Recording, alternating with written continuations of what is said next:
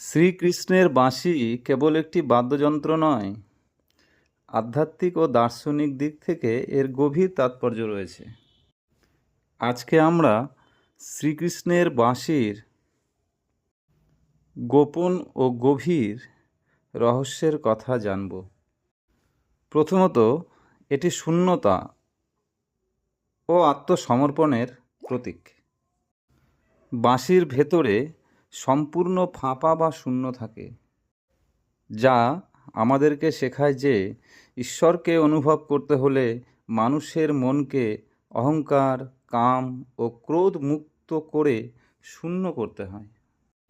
যখন একজন ভক্ত নিজেকে সম্পূর্ণ খালি করে ঈশ্বরের কাছে সঁপে দেন, তখনই ঈশ্বর তাকে বাঁশি হিসেবে গ্রহণ করেন এবং নিজের সুরে তাকে বাজান।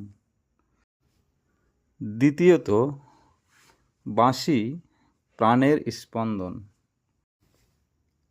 বাঁশি নিজে বাজে না, শ্রীকৃষ্ণের ফুৎকার বা নিঃশ্বাস যখন তার ভেতর দিয়ে প্রবাহিত হয়, তখনই তা সুরেলা হয়ে ওঠে। এটি আমাদের জীবাত্মা ও পরমাত্মার সম্পর্কের প্রতীক। আমাদের শরীর একটি জড় বাঁশির মতোই। এতে যখন পরমাত্মার প্রাণবায়ু প্রবেশ করে, তখনই আমরা জীবন বা চেতনা লাভ করি। তৃতীয়ত, বাঁশি একটি আকর্ষণের প্রতীক। শ্রীকৃষ্ণের বাঁশির সুরকে বলা হয় অনাহত নাদ। এই সুর জাগতিক নয়, বরং পারমার্থিক। এটি জীবাত্মাকে মায়ার বন্ধন ছিন্ন করে পরমাত্মার দিকে ফিরে আসার আহ্বান জানায়। এটি আসলে ভক্তের হৃদয়ের ব্যাকুলতার প্রতীক। চতুর্থত, বাঁশির সাধারণত 8টি ছিদ্র থাকে, 7টি সুরের আর একটি ফুঁ দেওয়ার।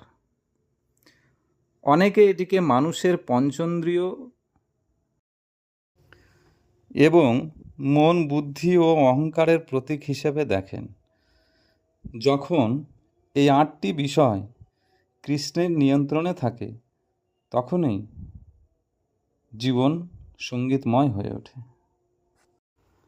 পঞ্চমত, বাঁশি অনন্ত প্রেম বা বিশুদ্ধ ভালোবাসার প্রতীক। বাঁশির নিজস্ব কোনো ভাষা নেই, কেবল সুর আছে। শ্রীকৃষ্ণ